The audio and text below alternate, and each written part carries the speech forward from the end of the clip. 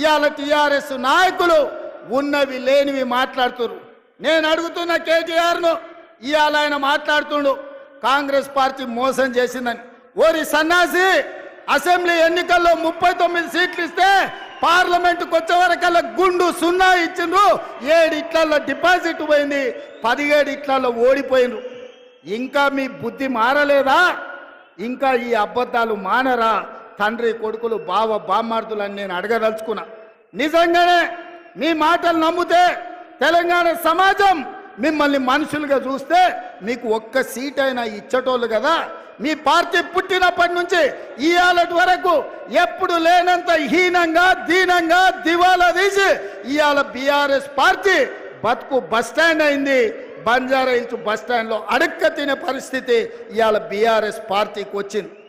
అయినా సిగ్గు లేకుండా ప్రజల్ని నిందించుకుంటూ ప్రజలే తప్పు చేసిండ్రు అన్నట్టుగా ఇవాళ ప్రజలనే ఇవాళ దోషులుగా నిలబెట్టే ప్రయత్నం ఇవాళ బీఆర్ఎస్ నాయకులు చేస్తారు. కొత్త సున్నం వేసి నేను చేసినా అని చెప్పుకోవాలి. కాగ్నిజెంట్ అనే కంపెనీ, మీకు ఒక చిన్న ఉదాహరణ చెప్తా. 2022లో ఒప్పందం చేసుకుంది మనతో. 2022లోనే కాగ్నిజెంట్ అనే కంపెనీ ఒప్పందం చేసుకున్నది. 15-16 వేల ఉద్యోగాలు మీ దగ్గర పెడతామని ఒప్పందం కూడా అయిపోయింది. మొత్తం కోకాపేటలో బిల్డింగ్ తీసుకున్నారు, మొత్తం సదాలు తీసుకున్నారు. రేవంత్ రెడ్డి ఏం చేయాలి మరి? అమెరికాకు పోయి 10-12 రోజులు ఊరేగినాక ఉత్తా చేతులతో వస్తే బాగుండదు కదా. 16,000 ఉద్యోగాలు తెచ్చిన. ఆ 16,000 ఉద్యోగాల కథ ఏంటంటే, రేవంత్ రెడ్డి నిన్న దిగిండట, మొన్న ఒప్పందం చేసుకున్నాడట, నిన్న దిగిండట, ఇవాళ పోయి కంపెనీ చాలు చేసినట్టు. అంటే ఇంత వేగంగా మొన్న ఒప్పందం అవుతుంది, ఈ లోపల వాడు బిల్డింగ్ కట్టిండు, 16,000 మందిని పెట్టుకున్నాడు, నువ్వు దిగంగానే పోయి రిబ్బన్ కట్ చేసినావా? నమ్మేదానికి అందరం చెవిలో పూలు పెట్టుకున్నావా? ఏమంటున్నా అంటే, ఇటువంటి కథలు చెప్పుకుంటా పోతే ఇంకో 100 ఉన్నాయి. ఇట్లా మాయ మాటల మీద, స్టంట్ల మీద, పిఆర్ స్టంట్ల మీద ప్రభుత్వాన్ని ఎక్కువ రోజులు గుంజలేరు ఎవరైనా సరే. విషయం ప్రజలకు ఒక్కసారి అర్థమైనాక అడుగుడు మొదలు పెడతారు. కరెంటు పోతుందని చెప్పి పాపమేవలో పెడతాను సోషల్ మీడియాలో. కరెంటు పోతుందని చెప్పి ఎస్పీడీసీఎల్లకు ఎన్పీడీసీఎల్ డిస్కౌంట్స్ ఉంటాయి కదా, వాళ్ళకు పెడితే వాళ్ళు ఏం జవాబిస్తారు ఎరికేనా? ట్రాన్స్ఫార్మర్ మీద తొండబడ్డది, ఇంకో ట్రాన్స్ఫార్మర్ మీద ఉడతబడ్డది. అంటే మనం పరిపాలించినప్పుడు తొండలు ఉడతలు లేవు. అప్పుడు ఇప్పుడే వచ్చినాయి కొత్తగా తొండలు వస్తున్నాయట, ఉడతలు వస్తున్నాయట. ఇక ఊసర వెల్లులు మరి రాజ్యం నడిపితే ఖచ్చితంగా తొండలు ఉడతలు వస్తాయి. వాటి వల్ల ఇలా కరెంటు పోతుందట. ఎంత విచిత్రంగా ఉందంటే వాళ్ళు మాట్లాడే మాటలు కానీ ఇంకోటి కానీ. ఏమన్నా చెడు జరిగితేనేమో కేసీఆర్ మీదకి నూకాలి, మంచి జరిగితే మన ఖాతాలో వేసుకోవాలి. తెలియకుంటున్నారని మీరు అనుకుంటే మీరు అమాయకు. బట్టి గారు చెప్తాడు, మన అసెంబ్లీలో మేము అందరం విన్నాం, ఎంత గొప్పగా చెప్పినట్టే మాకే ఆశ్చర్యం అనిపించింది. బట్టి గారు స్పీచ్లు ఏమంటాడు ఎరికేనా? సీతారామ ప్రాజెక్టు మీరు ఇట్లా ఇడిచిపెట్టిపోయినరు, మా ముఖ్యమంత్రి మేము ఖమ్మంలో రివ్యూ పెట్టి అధికారులను మాట్లాడి ఎన్ని పైసలు కావాలరా బాబు అంటే 75 కోట్లు ఇవ్వమన్నారు. ఈ మనంగానే దబ్బుకుని ఇచ్చేసినాం, ఒక కాలువ దవ్వినాం, 1,25,000 ఎకరాలకు నీళ్ళు ఇస్తున్నాం అని చెప్పిండు. మేమేం చెప్పినామంటే, అయ్యా బట్టి గారు 75 కోట్ల రూపాయల చొప్పున 1,00,000 ఎకరాలకు నీళ్ళు ఇచ్చే మాట వాస్తవమే అయితే ఒక పని చేయండి, ఈ కాడ నుంచి ఎక్కడ ఏ ప్రాజెక్ట్ కట్టినా 75 కోట్లు 1,00,000 ఎకరాలకు నీళ్ళు, ఇదే లెక్క ఇక మరి ఇంత. ఇంతకంటే 1 ఎకరం 1 కోటి అటు ఇటు కావద్దని చెప్పినాం. నిజంగానే నువ్వు చెప్పింది వాస్తవం అయితే బట్టి గారు, శాసనసభలో ఏకగ్రీవ తీర్మానం చేద్దాం, నేను నోబెల్ ప్రైజ్కి పంపిద్దాం నీ పేరు. ఎందుకంటే నోబెల్లో ఎవడు కూడా గీత గొప్పడు ఎవరు లేడు. 75 కోట్ల రూపాయలతో 1,00,000 ఎకరాలకు నీళ్ళు ఇచ్చిన మహానుభావుడు ఇంజనీర్ ఎవరు లేరు. కాబట్టి మా బట్టన్నకు నోబెల్ ప్రైజ్ ఇవ్వాలని చెప్పి మేము ప్రతిపాదన పెడతామని. మాకు మైక్ ఇయ్యలే అనుకో, అవి మైక్ ఇస్తే ఇజ్జత్ అవుతుంది కదా, ఇయ్యలే అంటే ఎట్లుంటుందంటే ఒక ఇట్లుంటాయి అబద్ధాలంటే.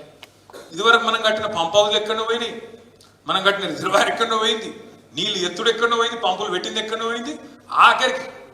ఆఖరికి వచ్చి చిన్నగా అవసరం లేని కాలువ తవ్వి ఆ కాలువల నట కొన్ని నీళ్లు పోసి ఇప్పుడు నేనే చేసిన అని చెప్పుకుంటానికి అలా రిబ్బన్ కట్టికి పోయాడు ముఖ్యమంత్రి. ఇక ఆ పార్టీ దానికి మళ్ళీ 3 మంత్రులు. ఒక ఆయన ఒకరోజు పోతాడు, ఆయన పోయి మట్టిని ముద్దాడుతాడు ఒక ఆయన, ఇంకొక ఆయన నెత్తి మీద నీళ్ళు చల్లుకుంటాడు, ఇంకొక ఆయన మొత్తం నేనే చేసిన ఈయనలోల్లి. ఇవాళ ముఖ్యమంత్రి పోయి ఆఖరికి మళ్ళీ ఆయనలోల్లి. ఈ పిఆర్ స్టంట్లతోని, ఈ డ్రామాలతోని ప్రజలను ఎక్కువ రోజులు పిచ్చోళ్ళని చేయలేరు, కన్ఫ్యూజ్ చేయలేరు. ప్రజలు అమాయకులను మీరు అనుకుంటాను కాదు, ప్రజలకు అన్నీ తెలుసు, అన్ని వాళ్ళ అనుభవాలు ఉన్నాయి. అందుకే మన గణపురంలో కూడా ఆగమయ్యేది లేదు, తొందరపడేది లేదు. రాజన్నతో కూడా నా ప్రార్థన, ఇవాళ ఖమ్మం జిల్లాలో బీఆర్ఎస్ ఓనికి ఏమున్నదా అంటే గాడిద గుడ్డు ఉన్నది ఇవాళ ఈ ఖమ్మం జిల్లాలో. అయినా సిగ్గు తప్పిన వాళ్ళు మారలేదు, వాళ్ళ మాటలలో మార్పు లేదు. పొద్దున్న లేస్తే కొత్త బిచ్చగాడు పొద్దు గుర్తెరగాడు అన్నట్టుగా అబద్ధాలు చెప్పుకుంటా బామ్మార్దులు తిరుగుతున్నారు. అందుకే మిత్రులారా, కాంగ్రెస్ పార్టీ కార్యకర్తలు, ముఖ్యంగా ఖమ్మం జిల్లా కార్యకర్తలు మీరు అండగా నిలబడండి. బీఆర్ఎస్ను బద్దలు కొట్టి బొందబెట్టే బాధ్యత నాది. మీ సోదరుడిగా, మీ అన్నగా మీకు మాటిస్తున్నా, ఈ తెలంగాణ రాష్ట్రంలో సమూలంగా నేల మట్టంగా పెకిలించి బంగాళాఖాతంలో బీఆర్ఎస్ను ఇసిరేసే బాధ్యత నేను తీసుకుంటా. హరీష్ రావు గారి సవాల్తో పాటు మా బట్టి విక్రమార్క గారు ఇవాళ ఒక సవాలు విసిరినరు. 100% మా బట్టి గారి సవాల్తో నేను ఏకీభవిస్తున్నా. వ్యవసాయ రంగమైనా, సాగునీటి ప్రాజెక్టులైనా, లేకపోతే సంక్షేమ పథకాలైనా మా పార్టీ తరఫున బట్టి గారు, ఉత్తమ్ గారు వస్తారు. హరీష్, కేసీఆర్ ఎవడెవడు వస్తాడో, లేకపోతే బామార్తులు బిల్లా రంగాలు వస్తారో, ఏ సెంటర్ అయినా, ఏ చౌరస్తైనా, అమరవీరుల స్తూపమైన మే సిద్ధం. మీకు సీము నెత్తురుంటే చర్చకు రండి.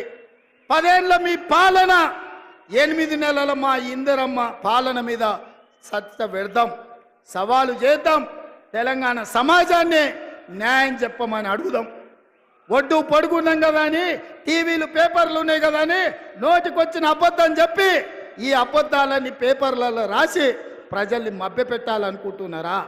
ఇవాళ నిజంగానే హరీష్ రావు, నువ్వు చెప్పింది నిజమైతే, కాంగ్రెస్ పార్టీ పేదలకు అన్యాయం చేస్తే నువ్వే సవాలు విసిరినావు కదా, సిద్దిపేట రాజీనామా చేస్తా అని. రాజీనామా చెయ్యి, సిద్దిపేటలో నువ్వు ఎట్లా గెలుస్తావో నేను చూస్తా బిడ్డ. నువ్వు అనుకుంటున్నావేమో సాగుతుందని, దేనికైనా సాగుతుంది. వయసులో ఉంటే పంది కూడా అందంగానే కనిపిస్తుంది. అధికారం ఉంటే నీలాకటోళ్ళకు నీళ్ళు కూడా అట్లనే ఉంటుంది. ఇవాళ అధికారం పోయింది కదా, ఇప్పుడు తెలుస్తుంది నీకు నొప్పేందో, పేద ప్రజల కష్టాలేందో. అందుకే ఇవాళ తండ్రి ముఖం సాటేసిండు, ఫామ్ హౌస్లో వండుకున్నాడు. ఇవాళ ఆయన ఫామ్ హౌస్లో నుంచి బయటికి వస్తలేడు. బయటికి వచ్చినోడు వీడు అబద్ధాలు చెప్పుడు ఆపుతలేడు. అందుకే మిత్రులారా, అప్రమత్తంగా ఉండండి. అయ్యో పాపం అని సానుభూతి చూస్తారా అంటే నాగుపాముకు నాగుకు పాలు పోసినట్టే అవుతుంది బీఆర్ఎస్ సోనిగిన మళ్ళీ దగ్గరికి రానిస్తే.